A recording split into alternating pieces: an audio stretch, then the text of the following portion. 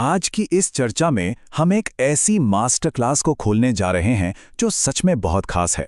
हम doctor APJ Abdul Kalam और छात्रों के बीच हुए एक बेहद गहरे सवाल जवाब के सेशन को एक क्लियर, स्ट्रक्चर्ड जीवन दर्शन में बदलते हुए देखेंगे।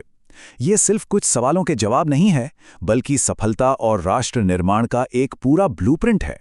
इस विश्लेषण में हम ये समझेंगे कि कैसे एक आम इंसान की छोटी-छोटी कोशिशें एक महान देश की नींव रख सकती हैं। तो चलिए शुरू करते हैं। तो आज के इस एक्सप्लेनर का एजेंडा कुछ इस तरह है। पहला, सफलता के नियम। दूसरा, एक छात्र का सच्चा कर्तव्य। तीसरा, चरित्र निर्माण। चौथा, भारत की ताकत और कमजोरी। और पांचवा, प्रतिभा पलायन और भ्रष्टाचार। हम इस पूरी चर्चा को एक इनसाइड आउट अप्रोच से समझेंगे, यानी शुरुआत एक व्यक्ति के अंदर से होगी, उसकी सफलताओं और चरित्र से, और फिर धीरे धीरे बाहर की तरफ बढ़ते हुए हम देश की ताकत और सिस्टम की बड़ी चुनौतियों पर बात करेंगे। भाग 1, सफलता के 4 अचूक नियम, व्यक्ति की नींव का निर्माण। ये बात शुरू होती है 10वीं क्लास के एक छात्र के सीधे से सवाल से कि आखिर जीवन में सफल होने के लिए करना क्या पड़ता है।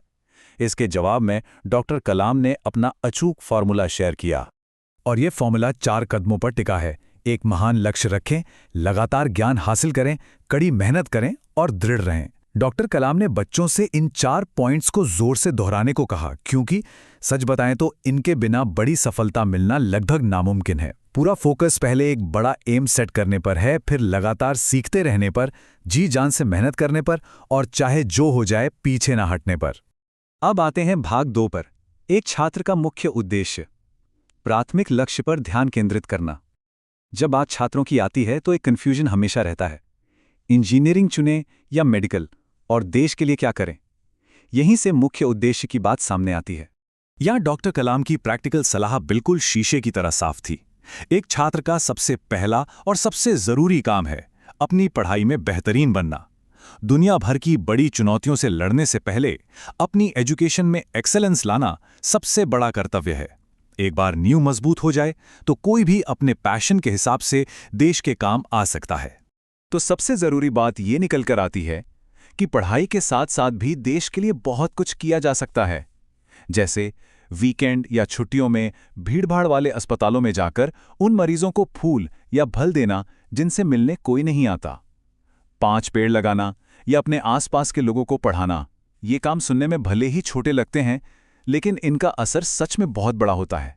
चलिए आगे बढ़ते हैं भाग 3 पर, प्रेम, करुणा और कृतज्ञता, मजबूत पारस्परिक मूल्यों का विकास। इस हिस्से की प्रेरणा एक 5वीं क्लास के बच्चे से आती है, जिसका सपना IAS ऑफिसर बनकर करप्शन खत्म करना था। लेकिन सिस्टम को ठीक करने से पहले हमें अपने अंदर प्रेम, करुणा और शुक्रगुजारी जैसे मूल्य पैदा करने होंगे। करुणा यानी कंपैशन को समझाने के लिए डॉक्टर कलाम ने एक फ्लाइट का बड़ा ही सच्चा और प्यारा किस्सा सुनाया था। एक बार जब 2 शारीरिक रूप से अक्षम बच्चे विमान में चढ़ रहे थे, तो फ्लाइट में बैठे हर एक शख्स ने उनकी हिम्मत बढ़ाई और उन्हें सपोर्ट किया। बिना किसी स्वार्थ के किसी की मदद करना और उन्हें सम्मान देना, यही तो सच्ची करुणा है। और अब बात आती है कृतज्ञता की। इस लाइन पर थोड़ा ठहरकर सोचते हैं। अरबों वर्षों से सूर्य ने पृथ्वी को प्रकाश और गर्मी दी है, बिना कभी धन्यवाद मांगे। सोचिए, ये बिना शर्त शुक्रिया अदा करने का कितना पावरफुल और पोएटिक उदाहरण है। प्रकृति हमें इतना कुछ देती है, हमें भी इस अनकंडीशनल ग्रैटिट्यूड यानी अनकंडीशनल शुक्रिया को अपनी जिंदगी का हिस्सा बनाना चाहिए। भाग 4, भारत की ताकत और कमजोरी, मैक्रो लैंडस्केप को समझना। अब नजरिया थोड़ा बड़ा करते हैं। व्यक्ति और उसके मूल्यों से निकलकर अब हम सीधे पूरे देश के लेवल पर बात करेंगे। 60 करोड़, ये कोई छोटा नंबर नहीं है। ये भारत की युवा आबादी का आंकड़ा है। डॉक्टर कलाम के मुताबिक ये युवा डेमोग्राफी देश का सबसे बड़ा और आखिरी रिसोर्स है। ये सिर्फ कुछ करोड़ों लोगों की गिनती नहीं है, ये अनंत संभावनाओं का एक अथाह समंदर। और इस बात से सब कुछ साफ हो जाता है। युवाओं का प्रज्वलित मन धरती के ऊपर, धरती के नीचे और धरती पर सबसे शक्तिशाली संसाधन है। जब एक पढ़ी लिखी और इंस्पायर्ड जनरेशन तैयार होती है तो वो पूरी दुनिया बदल सकती है। इन दिमागों के आगे कोई रुकावट नहीं टिक सकती। लेकिन यहाँ ध्यान रखने वाली बात यह है कि जहाँ 60 करोड़ युवाओं की शक्ति है, वहीं एक देश की सबसे बड़ी कमजोरी क्या हो सकती है? एक ऐसा देश जो बिना किसी क्लियर मिशन के आगे बढ़ रहा हो। ये एक सीधी चेतावनी है। जैसे बिना लक्ष्य के जीवन भटक जाता है, ठीक वैसे ही बिना किसी मिशन के एक राष्ट्र भी खत्म हो जाता है। अब हम आते हैं भाग 5 पर, प्रतिभा पलायन और भ्रष्टाचार, प्रणालीगत मुद्दों के व्यावहारिक समाधान। ये देश के 2 सबसे ज्यादा डिबेट होने वाले मुद्दे हैं। चलिए देखते हैं इन पर डॉक्टर कलाम का प्रैक्टिकल अप्रोच क्या कहता है। सबसे पहले ब्रेन ड्रेन, यानी देश का टैलेंट बाहर जाना। भारत में हर साल लगभग 30 लाख स्टूडेंट्स ग्रेजुएट होते हैं। अगर उनमें से 50,000 या 1 लाख बाहर चले भी गए तो ये कोई संकट नहीं है। डॉक्टर कलाम इसको सिर्फ ज्ञान का आदान प्रदान मानते थे। हाँ, ये जरूरी है कि देश के अंदर भी महान साइंटिफिक लैब्स बनाई जाएं, लेकिन लोगों का बाहर जाना अपने आप में कोई घातक बीमारी नहीं है। अब बात करते हैं करप्शन की। ये गणित सच में आंखें खोलने वाला है। भारत के करीब 20 करोड़ घरों में से अंदाजा है कि 14 करोड़ घर ईमानदार हैं, लेकिन बाकी बचे 6 करोड़ घरों में कहीं ना कहीं भ्रष्टाचार मौजूद है। ये नंबर प्रॉब्लम की जड़ है और यहीं से एक बहुत ही क्रांतिकारी सॉल्यूशन निकलता है।